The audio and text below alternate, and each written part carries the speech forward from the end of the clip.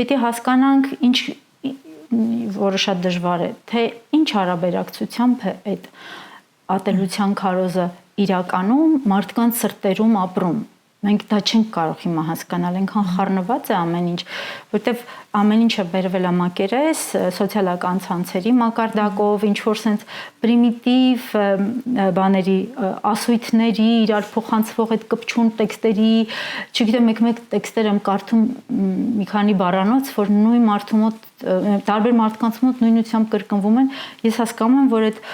կալկան այսպես փոխանցվում է ուղղակի եւ դա հատուկ է արվում ստեղծելու համար տպավորություն, որ այդ կարծիք տարածված է, որ իրենք մեծամասնություն եւ այլն։ Մենք այսօր չենք կարող իմանալ մարդկանց մեծամասնությունը ինչ է մտածում, իրականում ինչ է զգում։ Նույնիսկ այն մարդիկ, որոնք ինչ-որ բան ասում են այդ բանին, իրենք էլ չգիտեն իրենք ինչ են զգում։ Միշտ ավելի հեշտ է կրկնելը։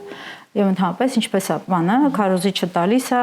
բան ես անում, դու այդ անգիր ես անում եւ կրկնում ես, որովհետեւ դժվար է սեփական միտք ձևակերպել, սեփական զգացողությունը։ Իսկ այսօրվա աղմուկի մեջ, այսօրվա այս համաշխարհային աղմուկի մեր հայաստանյան հատվածի մեջ, ընդհանրապես մարդը ինքն իր դիալոգից զրկված է։ Ինքը չի էլ հասցնում, ասի հələ մի հատ, արի հələ մի հատ տեսնեմ դու իրականում ինչ ես մտածում, դու իրականում ինչ ես զգում,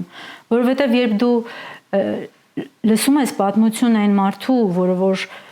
ունեցել է Արցախում ծաղկուն այգի իր տունը, որտեղ ծնվել է իր հայրը, իր պապը,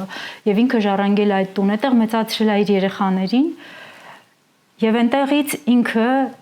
իր սիրելի մարդկանց կորցրած, ընդ որում շատ կարճ ժամանակում, մեկը պատերազմի, մեկը